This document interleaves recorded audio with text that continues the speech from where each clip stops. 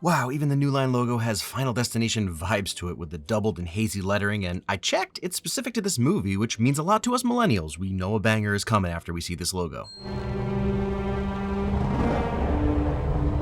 This movie doesn't waste any time with the imagery. Already getting single frames of the skeletons cut in and then the shadow making it look hanged, but like the bad kind of hanged. Or I guess the good kind would actually be hung. English is fun.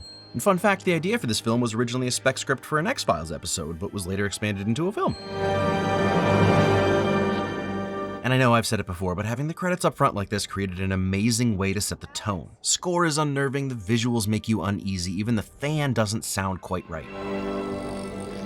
If you're thinking, a T-Rex skeleton cut out below a naked lady poster? What was the prop master thinking? The answer is that they've met teenage boys, because whether Alex is still into dinos now or not, many boys' rooms display everything we've ever liked over the course of our lives. Personally, more of a crybaby boy myself, but mad respect for getting a John Waters poster in here. Tell you, man, the last flight without the plane crashing or anything, so I figured it's gotta be on the bag, or at least with the bag. For luck. Is there a theory that this is all Alex's fever dream? I mean, I know he technically has the premonition, but like, he's not just a little stitious, he's super. 17, on the loose, senior trip with your friends in Paris, 10 days in the springtime. Live it up, Alex. You got your whole life ahead of you. Early aughts horror was something else. The setup for that line, Sawa's emo face, just needs a dun dun dun to tie it all together. Also, for the record, we stan Sawa in this household, which is ironic because Sawa is the original Slim Shady's stan, which, no lie, did not hit me until I was actually writing this. And it came out this year. Alex? Yes, you take care of him. He does, well, one of them. Well, for 36 minutes and 46 seconds. The airport does not endorse solicitors. As a kid, I figured Clear was reading a French dictionary. As an adult, I see that it's Tropic of Cancer in high school? Definitely doesn't make my Ali Larder crush any more intense. Wait. That's why this 6-film long series is called Final Destination? I legit don't think I've ever seen that before. September 25, 9:25. Your birthday is the same as your departure time.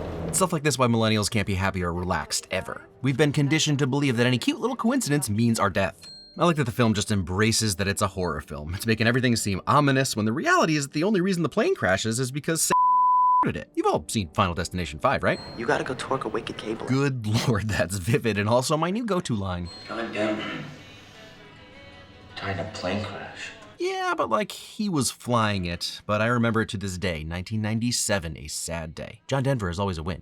I like that everything Alex notices isn't really that superstitious. It's very reasonable to not love seeing scratched paint or a dinged up nose or 666 on your luggage trolley. All very rational things to be nervous about. Okay, maybe not the 666 alone, but everything together? And really, this whole section is showing us how absolutely bananas it is that we, as humans, fly at all. Dang, bro just sealed his own fate with that hand motion. Did you, really think we were gonna come over Greenland? Wow, I was surprised by the 2 F words in a row, but I did not remember how R this language is. Gotta respect a teacher so committed to the full language immersion experience that he's gonna die conjugating verbs.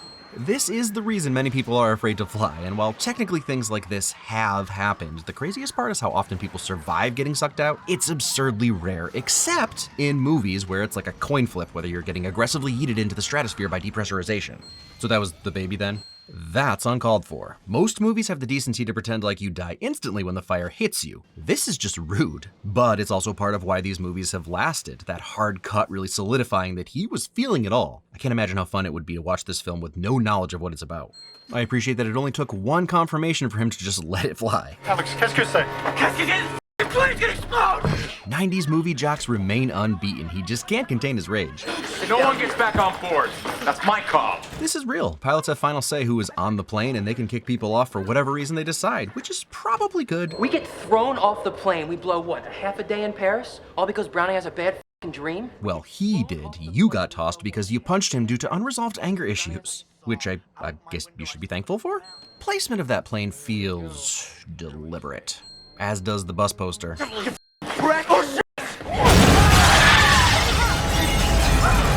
completely silent at first, which is painfully realistic. Such amazing cinematography with the explosion just barely pulling our attention and nobody else even notices until the blast wave hits the glass. Obviously, they question him, but if this movie was set just 1 year later, Alex would still be in Gitmo. I mean, they absolutely would have canceled or at least delayed this movie, but you know what I mean. I'm Agent Ween. This is Agent Shrek. Goodness, Ween and Shrek? Hey now, he's an all-star. I sent him back on the plane. And you did him a favor, because cheating death ends up being way worse for you. Everyone needs their parents after almost dying, even Stifler. 39 days have passed since we lost our 39 loved ones, friends, and teachers. Solid time passage exposition. A bird? To commemorate kids who died while flying? Yeah, no, that checks out. I control my life, not you. Oh, you sweet summer child. I'm never gonna die. Oh, my bad. Not a summer child, just an idiot. Traumatized idiot, but idiot nonetheless. I miss you. You know. Yeah, I miss you too. But my father, he doesn't understand. I guess I sorta get it. As a dad, I'm gonna wanna find someone to blame. It's not gonna be the other teen, but the point here is that I love these two dudes being honest about their feelings with each other, which wasn't the easiest thing in the year 2000. Listen, I don't want you to take this the wrong way, man, but I miss you. Because of you, I'm still alive. Thank you. Gratitude. Is dripping water scary? How about wind? Well, it's not supposed to be, but after this movie, we knew even puddles could mean certain death. I know, safety razor doesn't exactly sound lethal, but it's only safer compared to a straight razor, which, let's be real, would have killed Todd immediately. Some think that the shadow is literally death arriving, but I think it's kind of like the vision that Alex sees. It's on the shower curtain because it's basically saying, avoid the shower unless you want to die.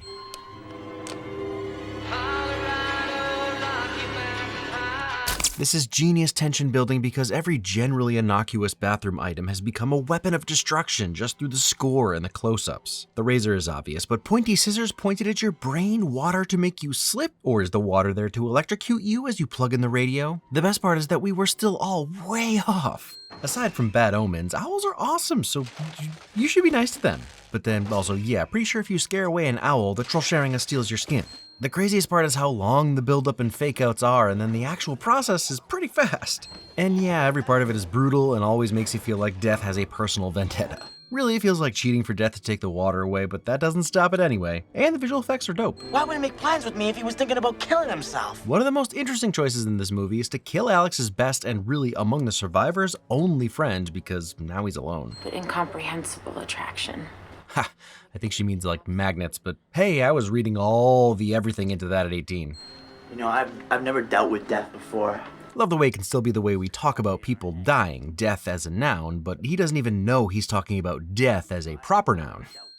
Probably not a great omen. Ha, A+ jump scare. In death, there are no accidents, no coincidences, no mishaps, and no escapes. Iconic line from the icon himself, rest in peace Tony Todd. And you don't even want to with that Mac Daddy. Ha, when it's the Candyman that says that to you. I'll see you soon. Again, the Candyman. Just by sitting here, by sipping this coffee, or breathing the air, or even crossing the intersection. Smush shadowing. Pro tip, if you're seeing things that aren't there, tell somebody. The mortician said that death has a design. Now what if me, messed up that design for whatever reason? I saw death's plan. But what if it was our time? What if we were not meant to get off that plane? What if it still is our time? See, and Bloodworth could have just said that, but I get wanting to mess with them. Still, that's the simple concept of the movie, but knowing it doesn't change how terrifying it is. Unless we find the patterns and cheat it again. Even now, it's clear that cheating death a second time probably wouldn't change anything, which is great because the second movie comes up with a plan that sort of makes sense. Into the Void is a classic Nine Inch Nails jam, and it feels like a great time to tell you that Tron Ares will be scored by Trent Reznor and Atticus Ross, which, The Social Network, Challengers, The Girl with the Dragon Tattoo, so you know it's going to be good. And also, I just found out recently that not everyone knew Tron Legacy is scored by Daft Punk, which is 51% of the reason that movie rocks. I just want everyone to know, so they'll go watch it, and we'll get more. Also, I think I'm going to do Tron Legacy again, but this time with Jude in celebration, so even more reasons. I will not let this plane crash be the most important thing in my life! Honestly, a pretty healthy way to look at tragedy and trauma. If you want to waste your life beating the shit out of Alex every time you see him, then you can just drop f***ing dead.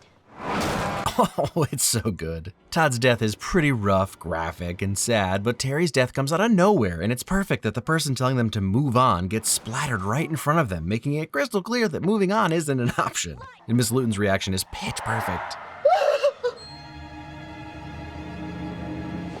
Hi, this is Valerie Lewton. I need Agent Shrek. Look, there's no way she could reason a way into thinking Alex is actually responsible for the plane, Todd, or Terry, and yet, yeah, you see the angel of death stalking about outside your house. Better out than in, I always say. Okay, I might have been giving that fan a little too much credit because I think the death wind is making the growl sound. Fun fact number 347, I used to have a John Denver's Greatest Hits CD in high school. Then I lent it to someone and he never gave it back. But the joke's on him because now he works for me and I have all the Denver discs I could ever need. Ooh, tricky, tricky. I know we saw the water with Todd, but then there were so many fake outs and this time the camera is behind the knives right away. But also, yeah, since again the teapot starts the whole death sequence, she should have listened to her gut. The funniest part about it being John Denver is that it's not leaving on a jet plane. And if you're about to type something about Peter, Paul, and Mary in the comments, just remember how much I've said I like John Denver in the past. Or if you're thinking, what are all these random names Mr. CinemaWins keeps saying? I don't know, go do something fun and risky. I can't because I'm old and burdened with knowledge. Yeah, don't superheat a mug and then pour ice-cold liquids in it. This will happen. Oh dang, the knife above her in the glass? It's a great movie death because who on earth would have guessed? It's so elaborate, the mug cracks, it leaks into the monitor, which explodes. Love this movie, I need my Twizzlers. Well, at least you get to hear this jam again. Although track 2, Take Me Home, Country Roads, also would have felt appropriate. Ah, the year 2000, burning leaves on the street at night. It was probably illegal then too. Dang, immediately caught on fire? Miss Lewton was drinking that 100 proof good stuff. And look, I don't want to victim blame here, but don't throw your hand towel on the knife rack. It's 100% something I would do in a distracted state like this, but now you know.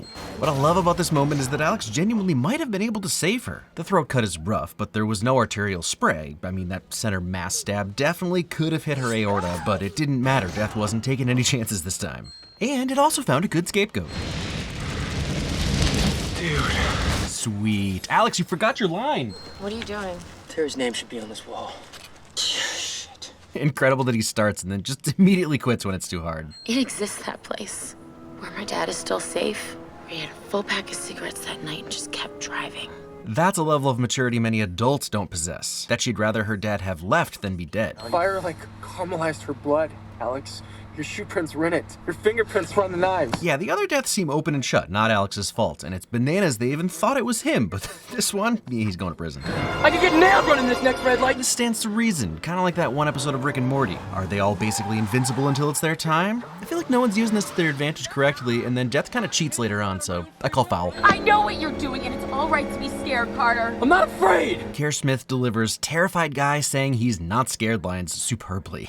This whole set piece just proves that Carter needs an audience. He could be tempting fate alone, but he wants to be witnessed. He's just a sad little war boy. Carter! It ain't my time. See, it's all a big show for him.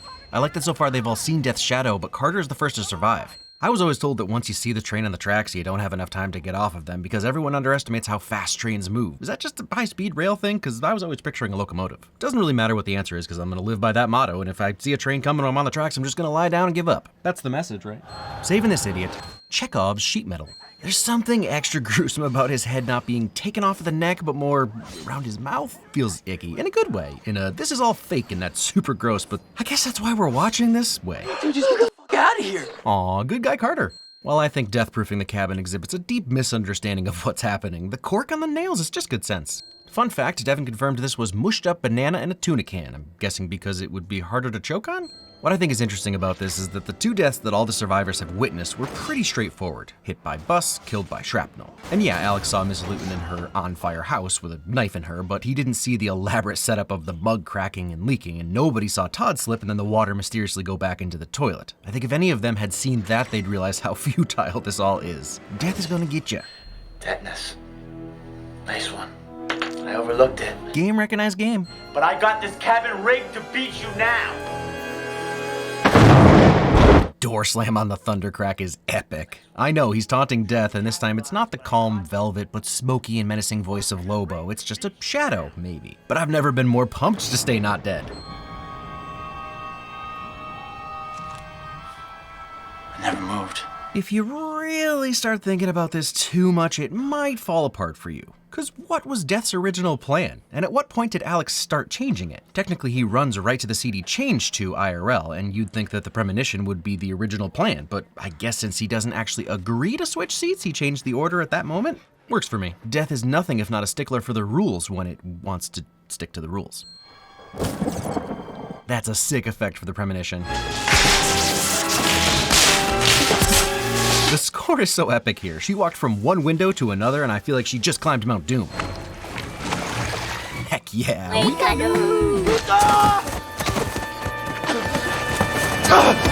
Iconic Final Destination moment right from the trailer that immediately hit me with nostalgia from turn of the century TV, being in high school, and believing I had everything figured out. There he is. By the way, another reminder that we did not have doesthedogdie.com in the year 2000, and we just had to grit our teeth and squint our eyes. He's fine, by the way. Honestly, at this point, I might welcome it. Death sucks, but so does a life constantly just narrowly escaping death. I guess unless you like base jumping or no-tether high-rise parkour. You guys, I don't understand. Oh, sorry, while I was talking about parkour, Alex was drowning, further proving my point. Clearly a good hiding spot, though. Gotta remember to almost drown next time I'm fleeing the FBI.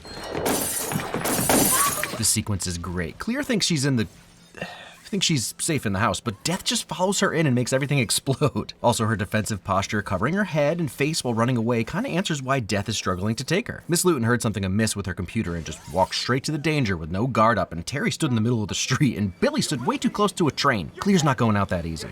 Say what you will about Alex, but he is kicking the snot out of those sparks. I love how this movie exposes that what Death really wants is to kill people through elaborate Rube Goldberg machines. When I do this, it'll skip you and it'll all be over. It's the only way we can cheat death again. No! The emotion in that one line from Allie Larder, I totally believe her mix of terror for herself and for Alex.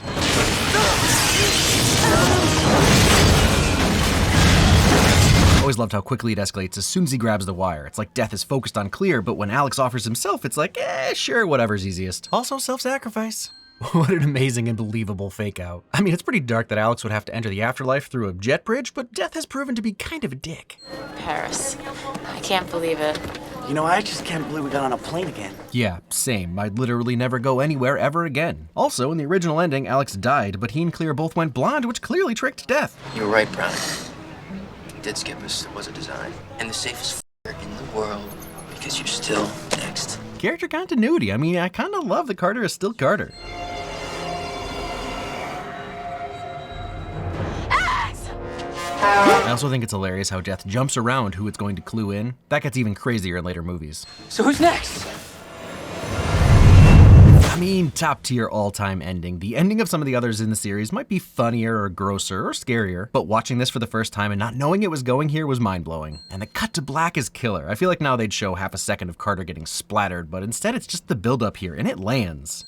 Final Destination is such a fun and weird concept that it's easy to forgive some wonky plotting or the occasional clunky performance. What? Don't show that clip, that's great acting. But the concept is what I initially loved about this one. There's always been this vibe that someone or something is working against Death. Like maybe Death is the one giving the clues because it's sadistic, sure. But it's even more fun to imagine there's a secret traitor on the inside trying to spoil Death's plan. That's why Death keeps punishing these poor humans to get back at the turncoat. I'd watch that behind the curtain type movie. Surprising, I know, I've always said I'm not really a horror guy, and I'm still not. But the early 2000s had some franchises. Specifically the first installments in series like Saw, Resident Evil, and this. They all started off a lot more tame. So those horror movies? Love them. Or maybe it's just that Julia did, so I did. Saw is the obvious standout from a little $1.2 million budget indie film to full torture gauntlet right in Saw 2. While Resident Evil veers more into gonzo action territory after a pretty straightforward action horror flick. And Final Destination,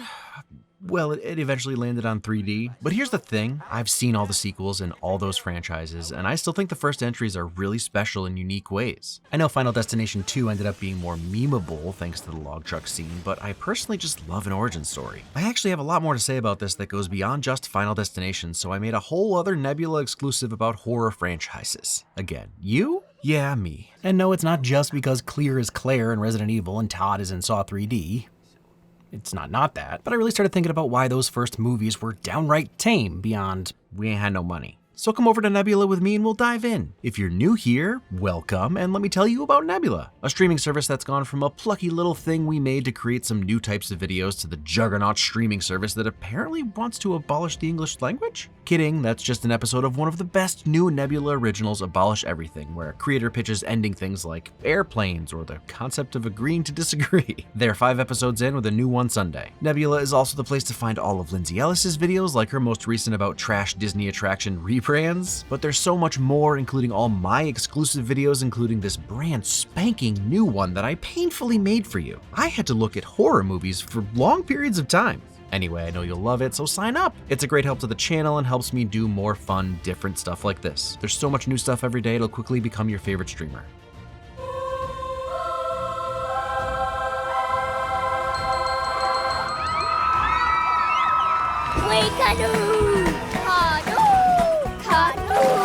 Side note, I want to be upfront with you. I don't currently have plans to do Final Destination 3 through 5, and I'm holding out to see 6 before making a decision. 2, however, is already almost done. It'll be up next week.